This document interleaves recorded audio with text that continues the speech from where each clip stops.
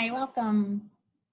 Today we'll be talking about Interfolio review, promotion, and tenure. I threatened the people in the front who have been here for every session, all 3 sessions today, that they'll come drive at the beginning for me, but we'll see how they're feeling. All right, my name is Cynthia Riddle. I work for Interfolio. I live in Austin, Texas. I live and work in Austin. Interfolio is based in Washington, D.C., so I go there a few times a year. That's where our office is. But we're starting a second office. We all work from home, but a second office in Austin. I think we have 7 or 8, I think maybe an 8th person was just hired recently. So we have 8 people in Austin. So we love it there. Okay, let's see. I've been with Interfolio for just under a year. Okay, so we're going to jump into the system. Actually, well, let's look at some slide decks for the slide deck first. So this is today's agenda. We're going to talk about key concepts. We'll talk about the candidate experience just a little bit, just to give you an idea about what that's like. Then we're going to talk about the administrator role. We're going to talk about creating a case, managing a case, and that includes requesting the external evaluations. I think that might be more of a committee manager, but you guys help me out here a little bit. Uploading committee files, reviewing case material, committee communications, and moving a case forward and backward. This is all of this administrator role, the managing a case portion, can be also done by a committee manager or a chair. So if you have the role of committee manager, you can make those, complete those tasks as well. And then we'll talk about how to find support. All right, so this is a bigger picture, Texas A&M University's vision for an improved faculty information system that includes our faculty search product, Interfolio's faculty search product that is position searches, also review, promotion, and tenure. That's what we're talking about today. And Faculty 180 is our 3rd and final product that we'll be implementing. We started implementing Faculty 180. It's kind of a CV builder, if you will, faculty activity reporting, where you put all of the faculty puts all the information for about themselves into it, and they can create a CV, via output, something like that. Okay, so what's in it for you? Real-time insights into the review, promotion, and tenure process, and of course, an online tool for reviewing and making committee-based decisions, accessible via a secure web connection at your convenience. And why now? This is the next step in the Interfolio implementation to create an institution-wide platform for faculty information. So what is review, promotion, and tenure?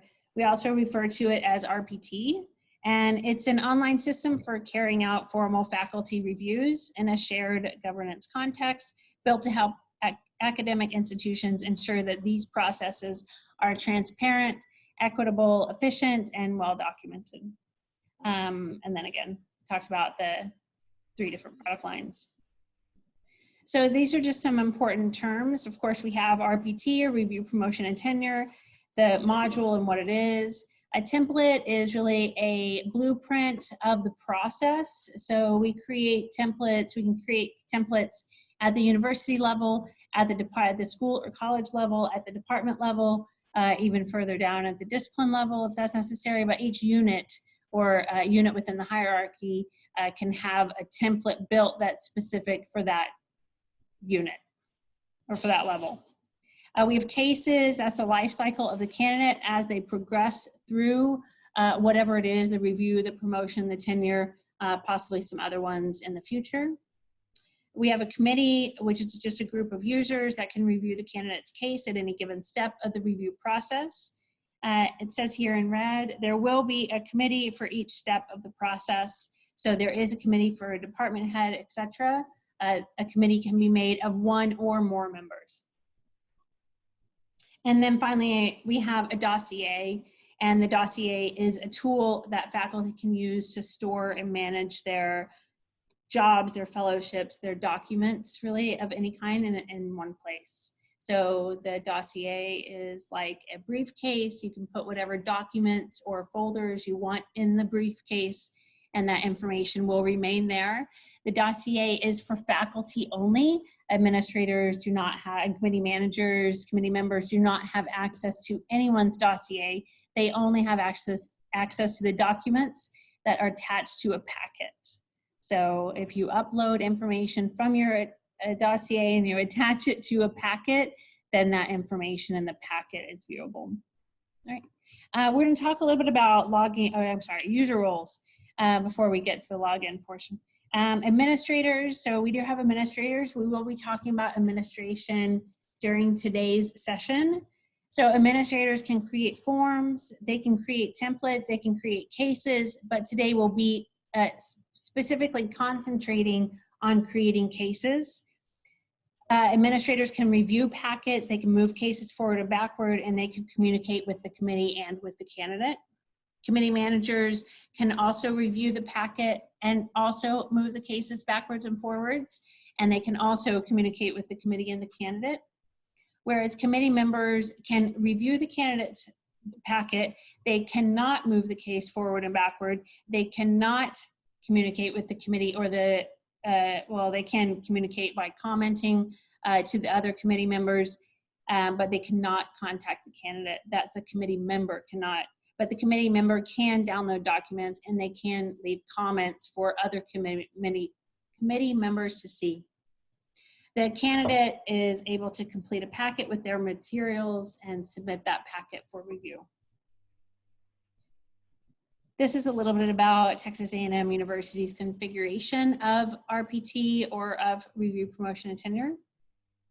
I won't read it to you guys, but this whole slide deck will be available on your intranet on the DOF website after this, so or maybe it already is available for you to review and review back or refer back to it. There are also, you'll notice links at the end of the slide deck, and if you want to access those links, you can by bringing up the slide deck. Okay, so let's log in. So first, I'm going to log in as a candidate. I think, let's see, let's do it here. Okay, I'm gonna log in as a candidate and I'll just show you what that looks like. Sorry, I'm already logged in. Let me log out. I'm gonna sign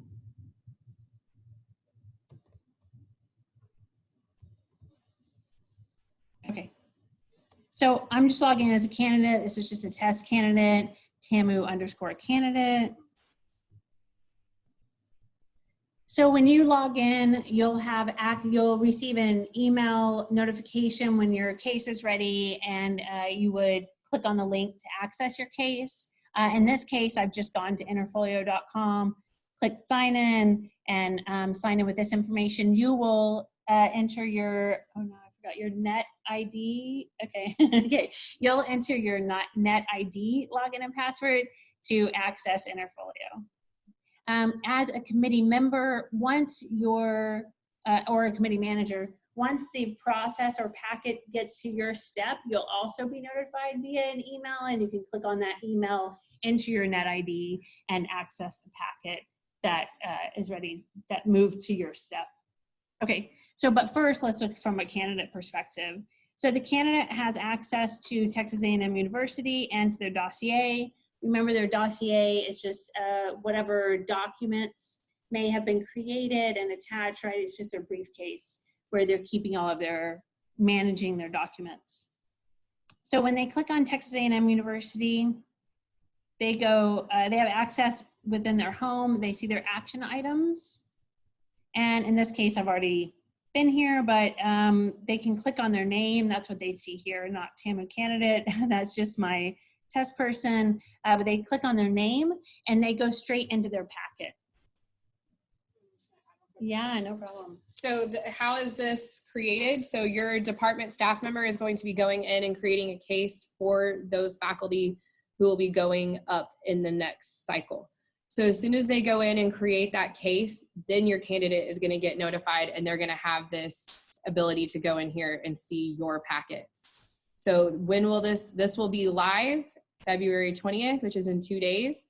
If you are a dean, a department head, or a college staff member, we have already created your access for you. It is going to be up to the college staff members to add your appropriate department staff members, because those are not always the same as those that do faculty hiring. So we did not want to be presumptuous. So that is going to be up to you, as well as adding your college P&T committee. And it is going to be the department staff's responsibility to go in and add their department P&T committee. And you will have the ability to edit these based on the needs of each case. So there are 4 templates within Interfolio. There's tenure and promotion, tenure only, tenured promotion only, and the academic professional track. And you're going to be able to edit the committees based on the needs of those packets. Okay. And we're definitely we're going to cover that. Just wanted to add that. Yeah, I promise. Okay, so I just wanted to, for anyone who hasn't been in a previous session, just show you what it's like from a candidate perspective, right? So the candidate receives an email that their case has been opened. It was opened by an administrator, and they click on the link and they log in with their net ID and they come here.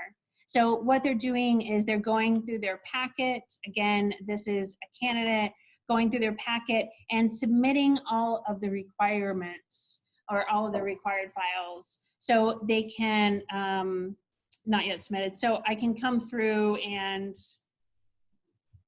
expand this, it's been a long day, and add any files that I have. So there's no existing files for me to add here. I've never done this before. So I'm gonna select add new file, browse to upload, find the file that I want. Amazing, this is the file I want. It's been what I'm looking for my entire life. And then click on add. I could, yeah, okay, then click on add. So that will add this document to this requirement. So this is a teaching, research, or other scholarly or creative activity service. So that's what I'm adding here. As soon as it's done, it will stop spinning on the left and I can submit it if I want to, or I can keep moving on and submit later. So I'm gonna go as a candidate through each one of these and complete the submission process. Once I've submitted everything, then the next step in the process will be notified. So all the candidate is responsible for is uploading or completing all of the required and optional things if they have optional, right? So this one is other documents. I can see what other documents are required. By clicking on the caret, it tells me what else can be added here. So as an administrator, you will be able to make modifications to this case prior to notifying the candidate. So let's go in and look at what that looks like. So I'm gonna log out here. I'm gonna log in as an administrator.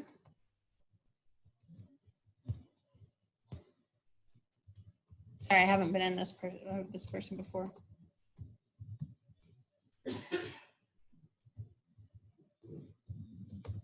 Okay.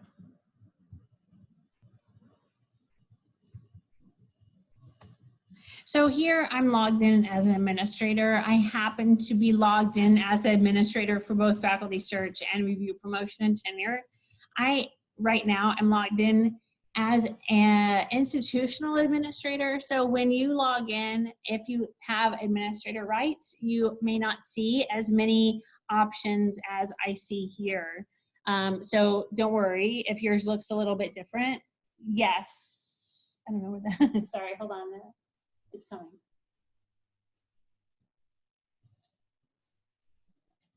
Is more than one administrator allowed? Yeah, yes, definitely. It's more than one administrator allowed. That was the question. And yes, you may have multiple administrators. Usually there's one, maybe two institutional administrators that would be at the university level, but you're definitely going to have multiple administrators at the college and definitely in the department level. One administrator just means that you're going to be a roadblock if they, go on vacation or something. So that's not usually recommended. I wouldn't recommend 15 either, but a few would be okay. Okay, so we talked about having to create users that will need access to the system once you have your access, right? And you're going to create users under users and groups. And then you click here to add a user. there's not a whole lot of things that need to happen here. You put in the person's first name and last name. We'll just use mine. That way we can, we know who to get rid of real fast. Interfolio. Okay. Then you choose the unit. So here is a list of all the units. Choose whatever unit this person belongs to. You can send them a welcome message if you want. If you decide to send the message, you would put the hey, welcome, oops.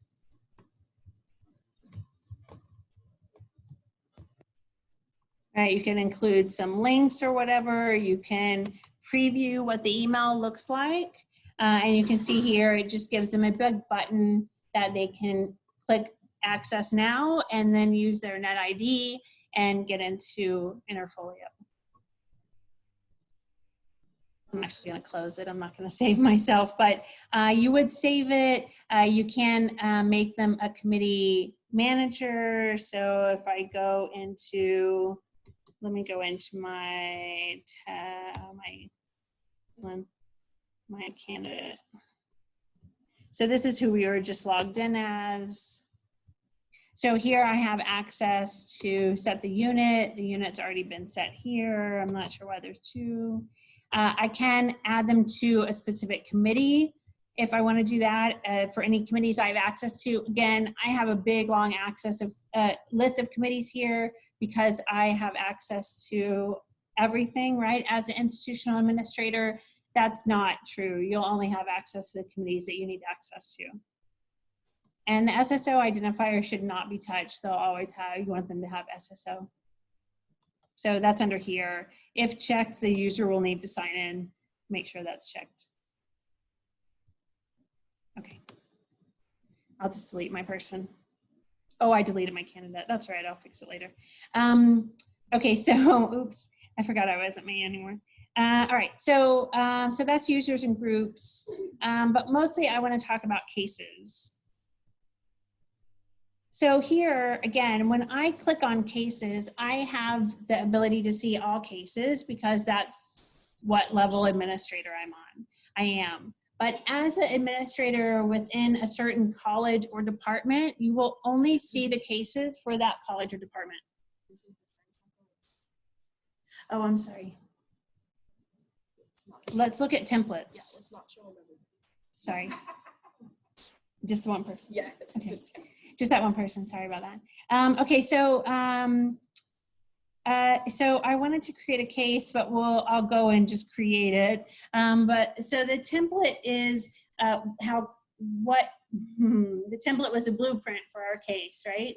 So the templates, I don't think are actually being modified, right? They're being modified within a university level, is that correct? Yes. I know the cases are, but. Yes, so we have created 4 of the templates for the upcoming cycle. All of these that are listed here right now were for 2019, so you can ignore those. You're not going to be able to delete them because they do have cases in progress right now from this last cycle, so they're still going to be there.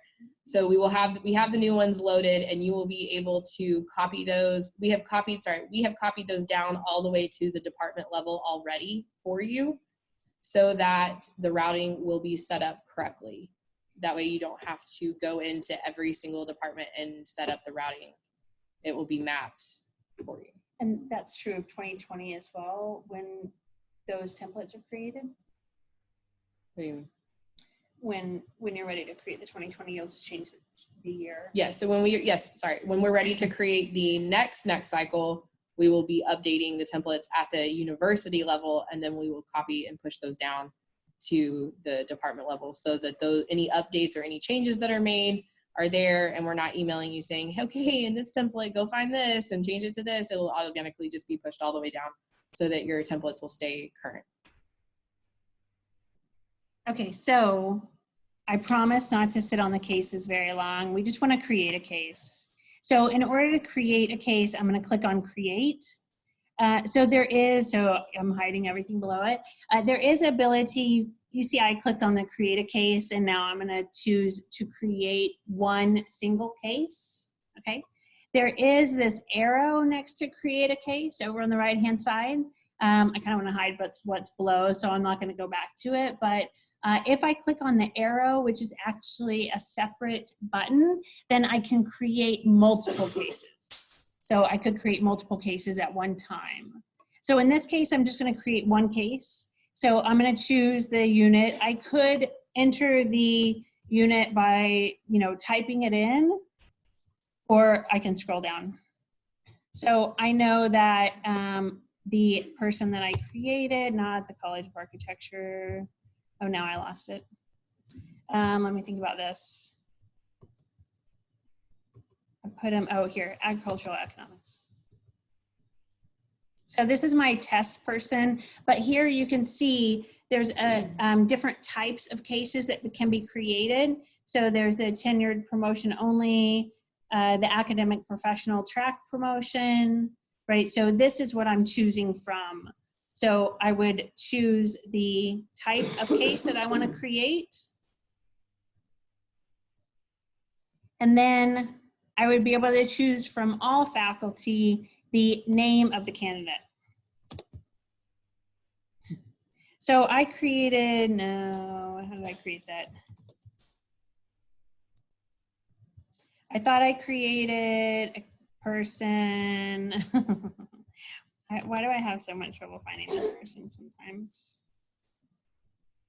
Oh, here, TAMU Reveille. So I created this account that we were not just in, but another one that we were in earlier today called TAMU Reveille. That's just person's name. And then their email address. So all I did was search, and then it filled in everything else. So here I'm determining if the candidate is involved in this. Yes, the candidate has requirements, so I want to leave that as they will be involved. There's no case data forms. Again, this case was created based on the blueprint or the template that had been created for it. Right, so the Department of Agriculture and Life Sciences, I believe, and it was the Ag Economic Department. So that's what we're looking at, and that's what this case was created, or the template was created from. Case was created from a template. So once and you can see on the right-hand side that I have 5 steps. So this is the case information. I filled that in. I'm going to save and continue and move to the next, which is the candidate requirements. So here I can see everything that's required or optional for the candidate to enter, and I can even enter the candidate due date. So if there is a due date or a date that everything needs to be submitted by the candidate, I can enter that in here. I'm just putting something in.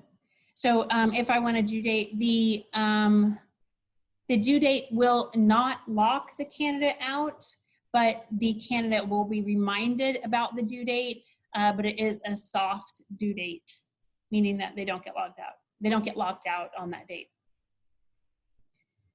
So I have instructions to the candidate that will show up here when the candidate looks at the instructions, and then I have all the packet requirements.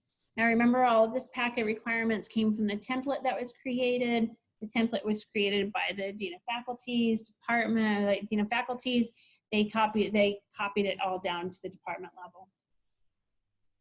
So here are the requirements. This is a required field. You can see that there is one requirement here. So the candidate statement is required. The candidate CV is required. There's required, information about the CV. If you wanted to add more information, like something in the document, one of these bullet points needs to be modified, or you need to add another bullet point for something that needs to be included for the CV, you would click on the edit icon.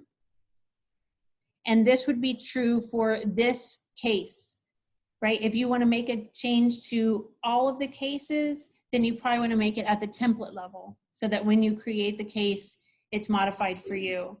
You only have access to the templates at your department or within your college. So you cannot make modifications to other colleges unless you're an admin at that level too, or within that college as well. So once I have that information, and maybe you need more of something, right? You could come in here and just say, at least one, no more than two if you wanted to, right? Then I can update that information and then move on. So this just provides all of the information that the candidate is going to see as to what's required. So I go through here, you can see that I do have 3 optional documents. If I really need to make one of them required, then I'd edit that and change the requirement. So down at the bottom, it says optional or required. Kind of cancel out. So once I have all of that updated, then I can continue on. And these are my internal case sections. So these will show up below the candidate packet, and this will appear to the chair or committee member. So I have the candidate dossier cover sheet, the department evaluation teaching report. So it is possible to edit the information that you see here if you want to. There is a field for, and you're not adding files in here, right? You're just creating the case. But there is an external evaluation section. So if something within here needs to be updated, again, I would do it at the template, not within the case, because then you're updating every case that you create. So if everything is here that you need, all of the documents, and they're required or not, if you need another section, you can click add section to add more information or let the committee member or the committee manager know about different details or documents that are needed. If not, then you continue on. And we're looking at our case review steps. So our case review will say exactly what steps are included. So here we have 10 different steps. It also tells you who is, if anyone's assigned to these steps.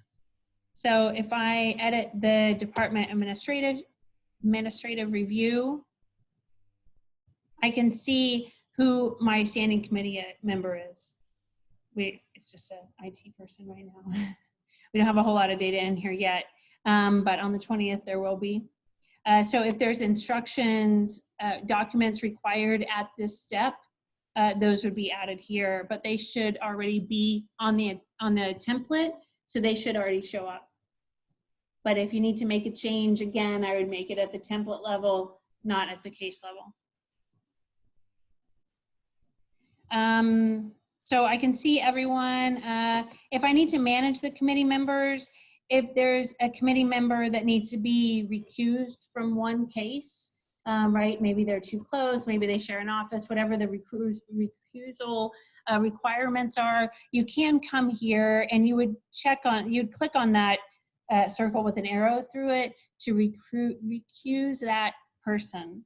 I'm not sure if there's any requirements around that. They're known. Okay. Also, you can add new members here if you have to recuse somebody and you need to add somebody else. That can be done. Okay, I'm going to return to the case review steps. That'll take me back to all of my levels, so I can see exactly what happens, where it moves from one to another. I can also see where documents are required. And I can make changes within here if needed to any one of the steps. Once all of those changes are complete, then I can hit continue, and it'll take me back to my case summary. So if I return to case, and so this is the case for TAMU Reveille. So I can go back to the list of cases only to show you that I can choose my, I'm gonna go with agricultural economics because that's what and then I can see the candidates that are listed there. So I can choose the type if I want, just TAMU candidates showing. So, so I can choose my case type if I only wanna see certain types of cases. I think I'm looking at promotion here. And then whether they're active or closed. or both. So I can, when I'm looking at cases, you can see that there's 4 total cases here, and I can determine, how I can find mine. So, or how I can find certain cases. So it's just a way to filter your view. Okay, you guys are really quiet. It's late in the afternoon, certainly after lunch, and I know you guys are tired. And you've had to listen to me for 3 sessions, so you must be really tired. But I see a question at the back. Ooh, no, not there. There. Okay. For the teaching report and the other reports, can you assign specific committee members to those? Or is it all assigned to all the committee members, or can you? So the question was, can we break up the department reports and assign those to certain P&T committee members? The answer is yes, you can. And it is not required that only the committee manager upload those. Committee members can also upload those to that step. So it doesn't have to be one person, one single person within the committee uploading those there.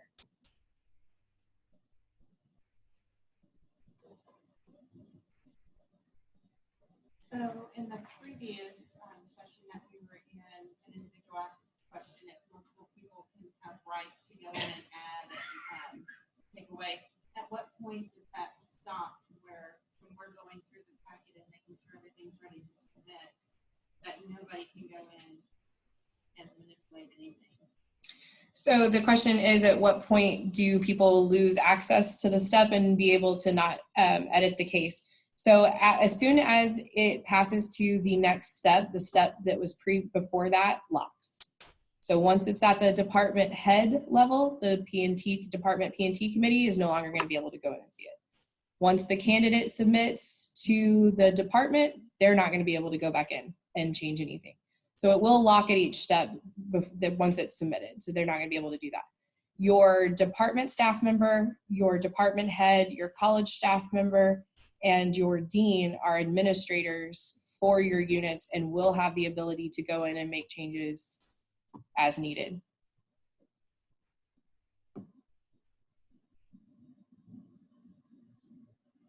Awesome. While you guys are thinking about other questions that you might have, yes, I see 2. Just a question on the committee members. Do we need to distinguish between the chair or the member, or does everybody automatically have the same member status? Or? So the question is, do you have to distinguish committee manager or committee members, or do they all have the same status? You will have the ability to keep everybody as a member if you would like, and have your department staff member be your committee manager if that is how you choose to go about it. If you do not want to do that and you want to have your tenure and promotion committee chair be the chair as listed in there, you can do that too. Everyone, whether you're a committee manager or a committee member, you will all get access to that case at the same time. So it's not like the committee managers are going to get access before the committee members. Once a case goes to the department P&T committee, that entire committee members and chair will get access as a whole. So I'll just show you, because I didn't point it out, so you ask a good question. I'll just show you when I'm in the case itself. I'm just going to go back to that review step. So I'm just editing the case that I created, and on the case review steps, it has each one of the steps within the case. So if I edit this, of course, there's only one person here, and there's a star next to his name. That star means that he's the committee manager. So anyone else that might be listed here that does not have a star just means that they're a committee member. And remember, the committee manager can send the case forward and backwards. The committee member cannot, but both the committee member and the committee manager can attach files. Just want to make sure. Yeah. Question. So if I'm going through one of the packets, the cases, I see that something's missing, and then say like the department head level, and I want to request more information, so I can send it backwards. Does it have to go backwards stepwise to the committee in the committee context, the candidate, or does it go directly back to the candidate saying, please add this, or is it if it's locked as each step goes on? That's what I go first. Sure. So the question is, if you need more information from the candidate, can you add that information, or can you notify the candidate? So you can do one of two things, either one. When you're looking at the case itself, you can notify the candidate by clicking on the case options and then email candidate if there's something that you need to know from them. If you want to send it backwards, then, well, this one is still with the candidate, so I can't send it back. But if you click on send case, if there is a backward, you have the option to send it backward or to send it forward, depending on, with your role, right? So a committee member would not have these options, but a committee manager and an administrator would have these options to send it forward or backward. You would have to go, you might have to go back multiple steps, yeah. Just depends on where it is.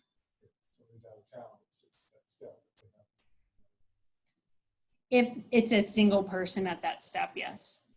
The other question was if somebody's written a research teaching service statement and they're putting that in on the template, let's say they do that early, they don't want to have to do it at the last minute. It seems like those templates should be pretty non-changeable. If suddenly it gets towards the deadline and somebody changed the template requirements and the person, the candidate who's already thought they moved on. Yeah. How do they get notified that the templates change? So the question is about changing the template and what happens if the template gets changed after a case is created. That template change would only be for the next case going forward. A template change would not change any existing cases, right? Because that's a blueprint. If you change the blueprint and you move the closet to the bathroom and the bathroom to the closet, it doesn't actually change anything in the building that's already been built. Right? So you're not making a change to the actual case. You're just changing it for the next case that's created based on that blueprint. Does that make sense? Awesome. I took it over.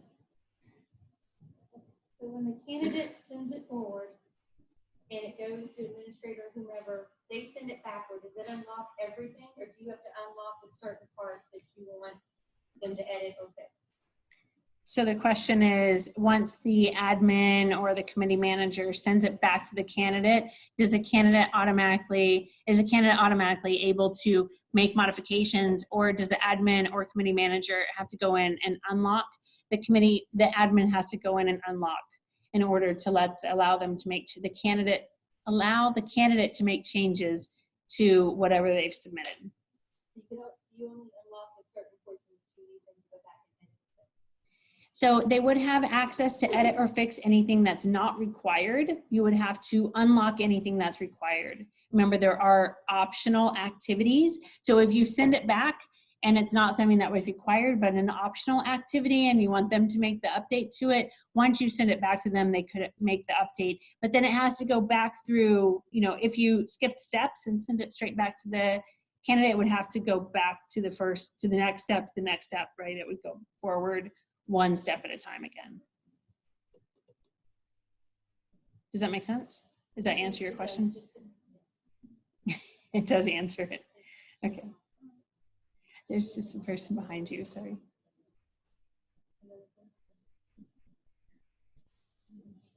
We've always had, like, if they change something in the CV, are we going to talk about that later? There used to be a process that had to be well documented. Okay, so the question, I'm gonna touch on the additions and changes and the step going backwards and forwards. So once the candidate submits it out of their step and it's locked, it's locked. So yes, you can send something back to them and unlock it. However, our process is they still have to submit a memo to their department head citing any changes that they are requesting be made.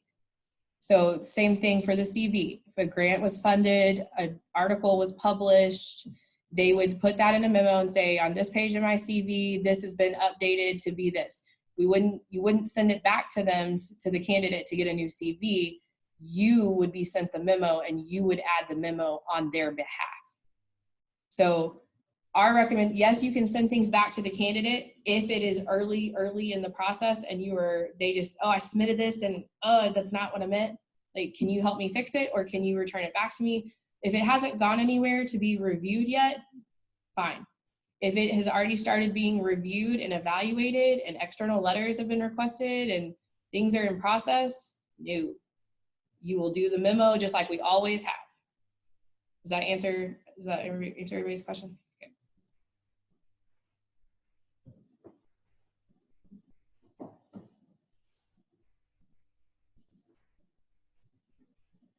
Can you please talk about external reviewers, how we conduct them, and how they submit the reports? Or I'm thinking ahead. So we're gonna get there. We're gonna get there on the external reviewers. You want me to, let me log in as manager. Okay, so let me log in as a manager. We've talked about the admin, and I'm gonna go and log in as manager. So this is a chair or committee manager. In the system, the role is called committee manager, but I know that so you guys, your chairs will be logging in here.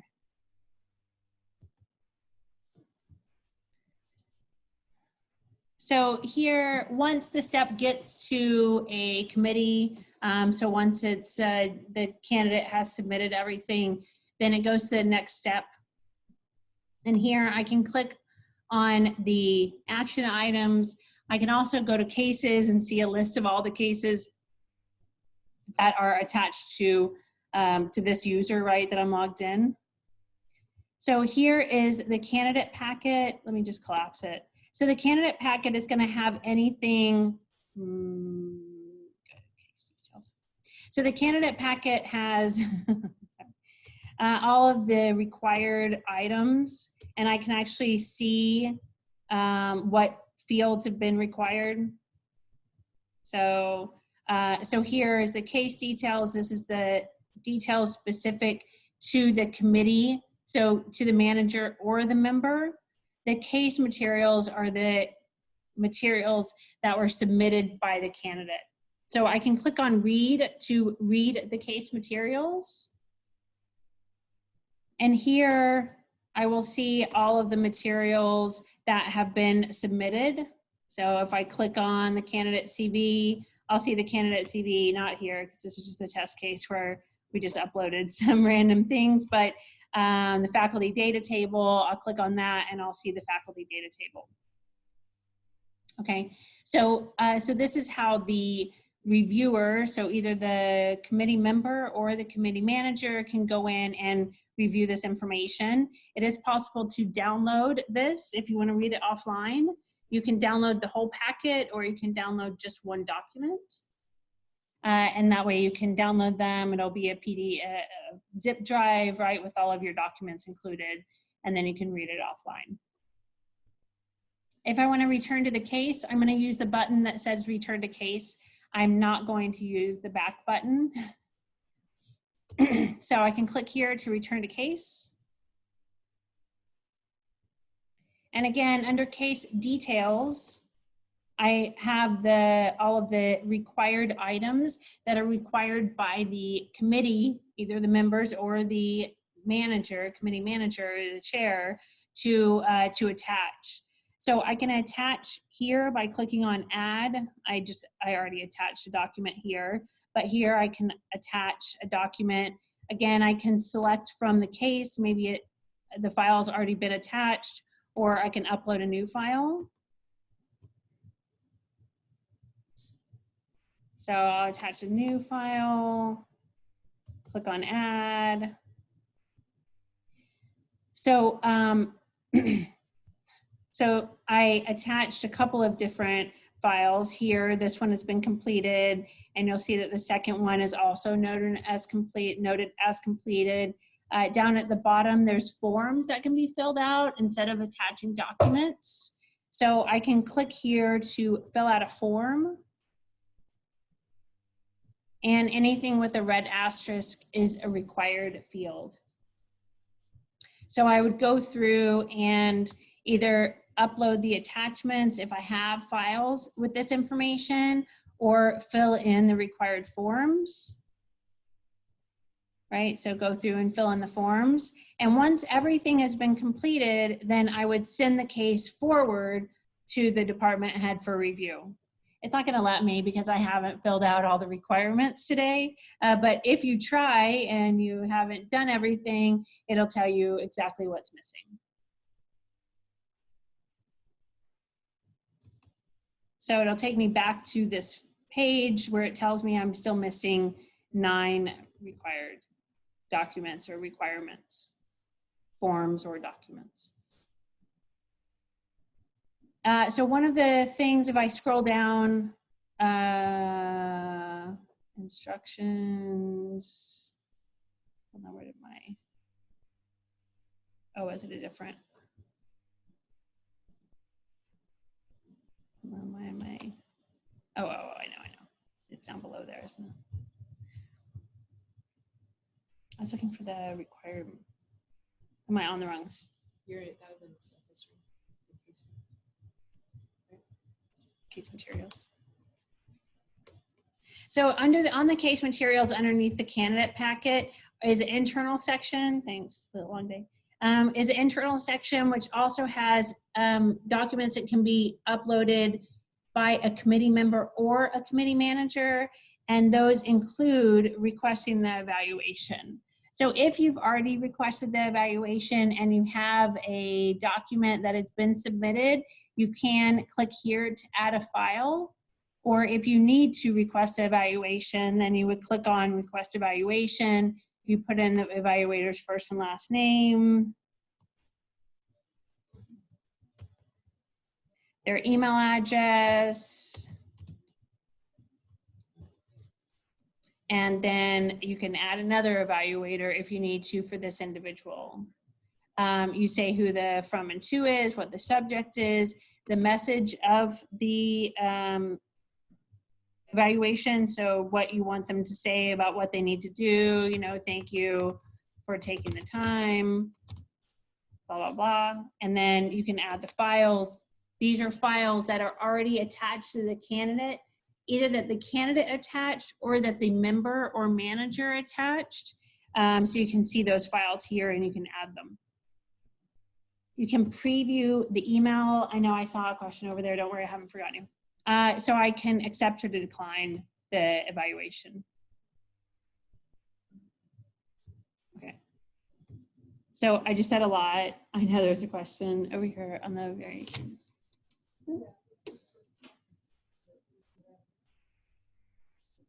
Earlier about the external evaluations.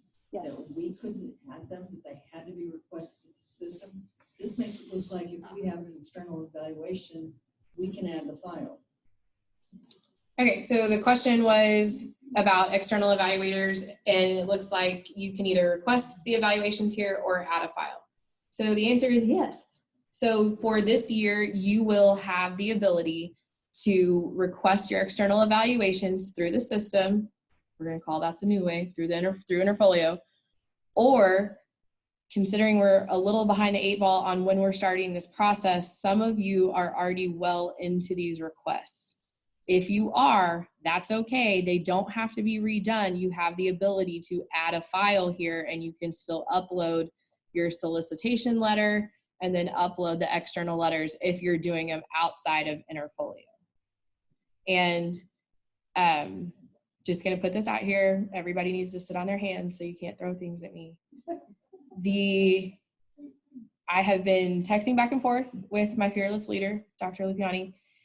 So it was mentioned last session that with the external evaluator process, Interfolio can't kick that off in this step until the candidate has completed theirs and it has made it to and routed to the next step. I hear you. I know we don't want the candidates rushed, so we are talking about that, and we will have more information to follow on that. So for this year, again, though, you have, and that is really mainly for years going forward, because ideally Dr. Lupiani would like everyone to be able to use the system to request external evaluations for not this year. Don't make a face, sit on your hand. And, but for the years after that, to be able to request all external letters through the system. Now, is that going to be feasible? We're going to figure it out, and we are going to make sure that it's going to be the best possible scenario for everybody. So again, to recap, in summary, are you listening? This year, you have the ability to do both. You can request external evaluations through the system if you have not started and would like to, or if you have started, you can still add them manually, just like you would in the PDF template, like we've always done. Everybody with me? Okay. Hand? Is there a hand?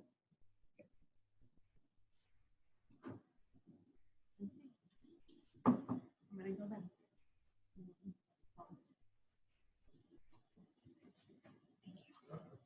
Oh, yes. Just kidding. I knew that was too easy. Just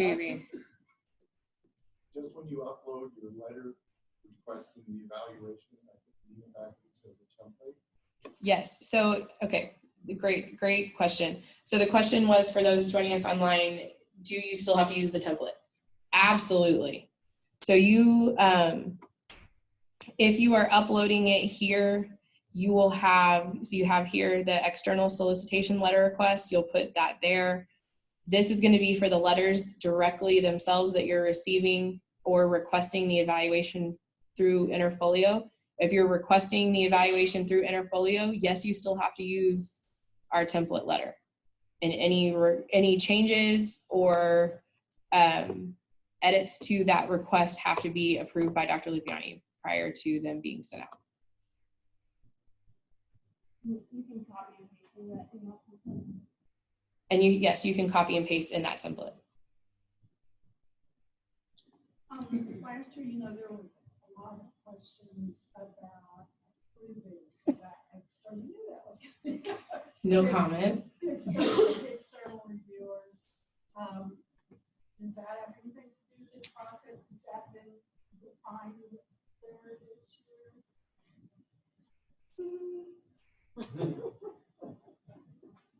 So I am going to dodge that question on if the guidelines and stipulations on who can be classified as an external evaluator, as far as being arm's length, or what's considered arm's length and what's considered not arm's length. We are in the process of editing the tenure and promotion guidelines for this year, and we hope to have those up by the 1st of March, as well as the new forms. So we will, more information on that to follow. So I don't have an answer to that specifically. The forms, I know you're sitting here thinking like, okay, but we're doing this. Why do we still have the forms? A lot of the forms are going to be done away with. So yay, a lot of the forms are going to be done away with. They've just been created in Interfolio, so they're still there. You just have to do them in there. The candidate external reviewer checklist and the department external reviewer checklist were amazingly utilized and were a really great tool, and we saw a lot of positive feedback from those this past cycle. So the provost and Dr. Lupiani have decided to go ahead and continue those. So those forms are still on our website and will be uploaded as a PDF under their appropriate internal case section. So the candidate will upload theirs, the department head or the department P&T reviewer, depending on your unit and who's doing it, will upload that checklist. I know that they weren't wildly popular, but the end result was they were significantly better.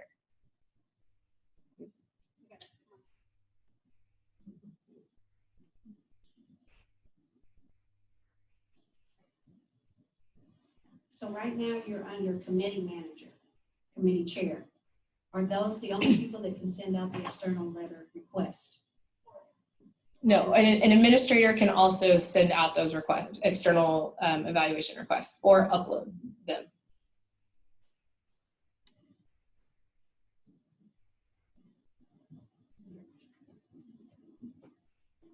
So to address one of the questions, yes, the process is essentially the same. You're really just changing the mechanism and the way that it is being submitted.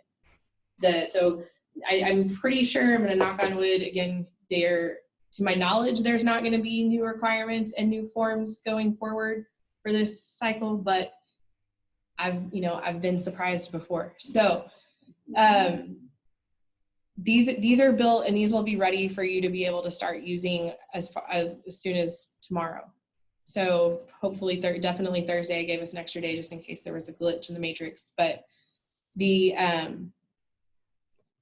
I don't think these are going to change for this year. And again, if there are changes for upcoming years, we will change our template and we will push it down to the department templates. I promise it's not the end. I just have a few more things.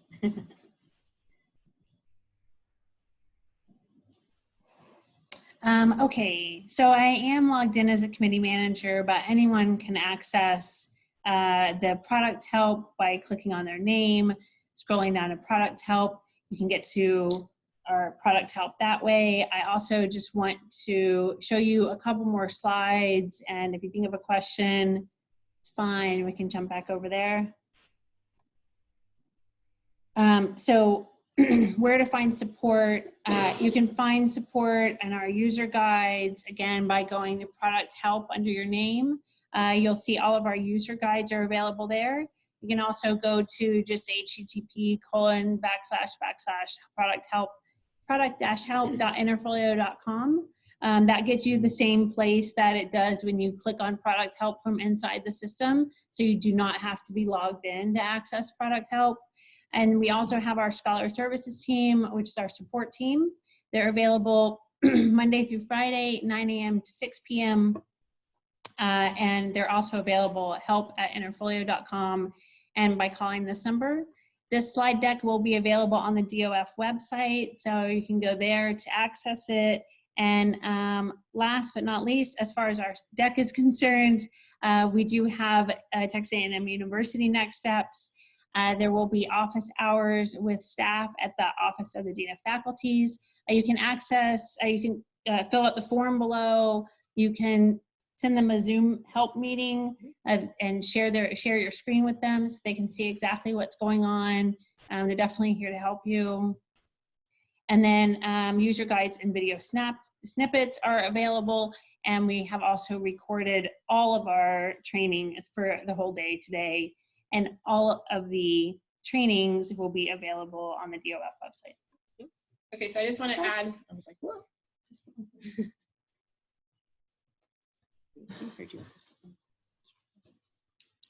Okay, so I just want to add and kind of touch on these a little bit more. So like what are Interfolio office hours? So we, for this last cycle going forward, Lauren and I held a couple of different sessions where the college staff members could come and work with us one-on-one. I think only like 3 out of 19 colleges took us up on it. And their packets were very well put together. I'm just saying. But we are happy to help you, and we want this process to be smooth and painless for you. We want to be there to, if you get frustrated in the steps, we want to be there to support you. So we have all of our office, and since there's a lot of administrators in this room, it is not just for RPT or tenure promotion. If you have a question, all of our staff members now have Zoom, the Zoom app, and cameras. You can Zoom us and we can share screens with you. You can share your screen with us. We can help you see what, be able to really see what you're seeing and help you through, your frustrations, or if you're stuck on multiple different processes, not just tenure and promotion. So please pass that along to others in your departments and colleges. Like we highly encourage that, and would really like to make sure that you feel like we're here for you and can really show you the way.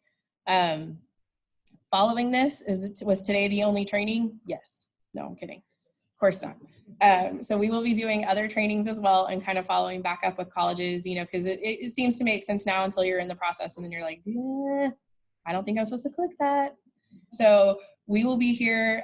We will be sending out more information from our office, and I will be following up with Dr. Lupiani too on that question as far as the external reviewer letters. You have a question? Yes. Okay. I have an ag question. An ag question. Okay. So we we had extension folks, we have research folks, go in totally different directions, have totally different requirements for their packets. Mhm. You have 4 templates. Mhm. So like my extension folks will not necessarily fit in those. And they shouldn't. packets. So will they use Interfolio? So these templates are for TAMU O2 That's faculty. it, and APT. Yep. Okay, so 06s and 07s do not use this template. So extension and research follow a completely separate process, and those are not yet. We need to work with them on that. Okay. All right. Oh, wait. One more question.